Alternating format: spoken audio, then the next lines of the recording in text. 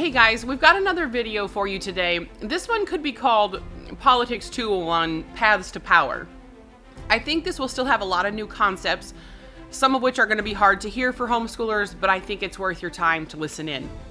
As a reminder, I'm making these videos for the Homeschool Freedom Coalition to help get the word out to as many homeschoolers as possible about how to be more effective in the political space.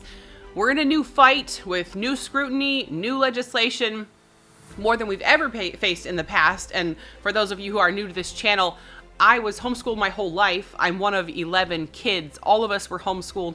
My family is one of the families that went to court in our state to make the homeschool laws there what they were. So when I say these fights are new and they're coming faster and bigger than ever, I'm speaking from very close, up close and personal for my entire lifetime experience. I also went on to work for a homeschool curriculum company for almost 10 years. I've talked to homeschoolers from all over the country, thousands and thousands, tens of thousands of them, one at a time. I know the fights that people have faced in the past, and I'm telling you, we have worse fights coming and coming fast. So with these new fights have to come new tactics. And that's what this whole video series is about. So let's jump right in. How do we get to have power like I described it in my last video? And essentially, I would say there are two paths to power. The first is direct personal power. This is the path of dictators, despots, and politicians. This is you feel burdened to run yourself, right? And this is the path most people understand. They want to be that guy, or they want to serve that guy. I know my rep, my senator, he's a great guy, okay? The direct path is not our path, okay? Not all of us are going to run for office. Not all of our kids are going to run for office. Most of us are, busy scrambling, trying to keep all the bills paid. And, many, many homeschool families are, everybody's working at least one full-time job, if not more. So we certainly have no time for this. We cannot choose the direct path to power right now, okay? So we're going to focus on the indirect path, okay? The second path to power is the indirect path. This is where we control the politicians, not by sitting in the seats, but by controlling the environment around them, okay? So the indirect path controls the people on the direct path. The people sitting in the big impressive building in the Capitol, they're afraid of the indirect power people. They swim in our lake. We create their environment and they know it. See, there's a difference here. We don't want a seat at the table and we don't want to be listened to. We don't want to be patted on the head. We don't want to just be respected. We want them to do what we say, okay? We want them to adjudicate power in our favor. We want our ideas to be the ideas that are established and accepted ideas of the day, okay? That is the indirect path. It's the art, and it is an art, of controlling what people in power do without really asking their permission, okay? We're essentially telling them, do what we want or you'll pay a heavy political price. That's what we're about. And that is the indirect power path. We're not after access to them. We don't care to be friends with them. We don't care if they like us. We don't want relationship with them insofar as the relationship is not the goal, right? The goal is we have a relationship with you so that you'll do what we want, okay? I don't mind if you have a nice relationship with your state rep as long as he does what we want. Then the relationship is an advantage and it's a side benefit. The goal, though, is still being accomplished, which is he votes the way we want him to vote in favor of homeschooling. This kind of power is really the only kind worth having because essentially, even if you're the guy in the chair, you're still just having to answer to these various pressures all the time. That's exhausting. I don't envy them that job. But everything we do here at the Homeschool Freedom Coalition flows out from this understanding, okay? Unless, and this is just like, I don't have any tattoos and I'm probably never getting any. My husband would not approve. But if I ever got a tattoo, it would say this, and I'd probably put it on my forehead. Unless you are politically feared, you will never be politically respected. Okay? That is the facts of the day. When they trash homeschoolers, when they come and audit us, or they sic attorney generals on us, when they subpoena us, when they threaten us, if they come after the Homeschool Freedom Coalition, which we fully anticipate that they will, and we're ready for it, If they come after, that's not failure. That's them showing you respect.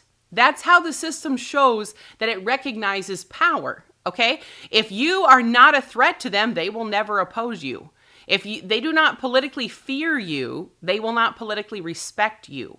And so I hope that this is obviously a different way of doing politics, okay? I hope that it's very obvious. If you've been a homeschooler who's been swimming in the homeschool stream with us, I've been in it my whole life, I hope you realize how very different this is from anything we've done in the past.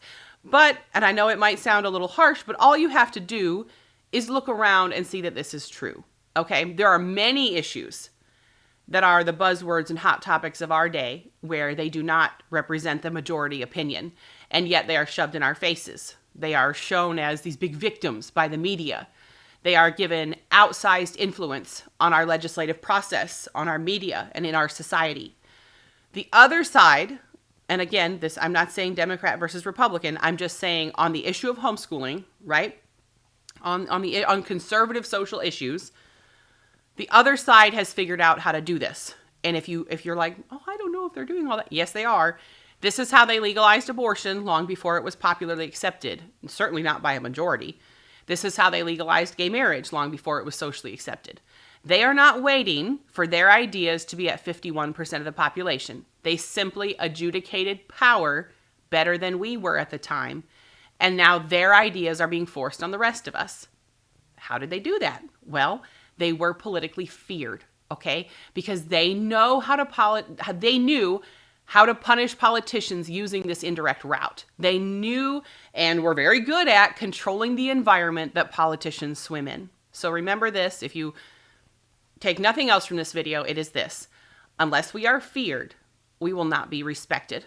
And until our the concrete application of that is, until our legislators know that disobeying homeschoolers carries a political cost, they will continue to ignore us and step on us.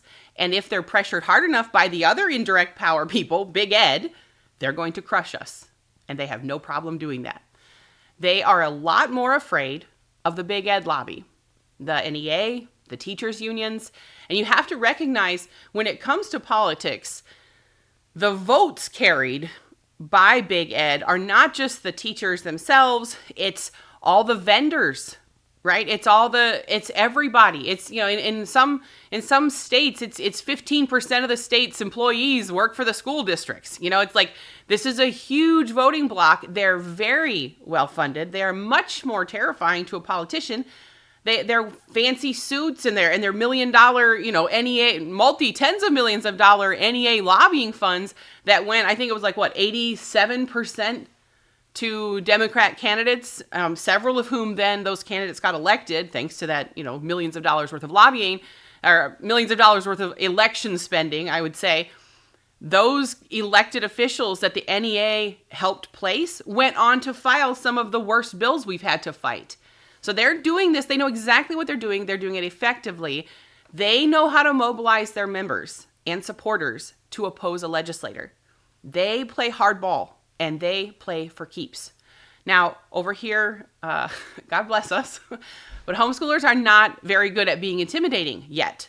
We are not as organized. We have nowhere near the funding that the Big Ed lobby does. It must be nice to be able to force all these good teachers who totally disagree with their radical NEA agenda, thanks to the teachers unions dues and thanks to the NEA dues that they get to collect from people who, good teachers who totally oppose their agenda, they're able to fund all of this, right?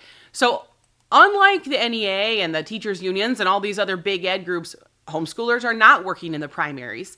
And we're often not elected, or we're often not unified at election time beyond maybe our local house district. We're mostly just, I look up the politics, or our state organization will tell us, vote for this parental choice thing, or parental freedom, or, we'll get some high level stuff, or some local county. I know this guy, he lives in my district. I'll vote for or against him because I know personally, but we're not seen as an effective political lobbying force. So to kind of wrap this up, if politics is the adjudication of power, and I assure you that it is, Whether or not we like to think about it that way, I promise you that is the reality. It's been that way for decades. There's no question about it. Then here's the next lesson. Political power respects only one thing, and it's political pain. And we'll break down what that is, what that looks like, how to cause it, and how to alleviate it in the future. But here at the Homeschool Freedom Coalition, we're here to teach legislators what that political pain feels like. Okay? So stay tuned for the next lesson coming soon, hopefully. In the meantime, stay free, stay the course.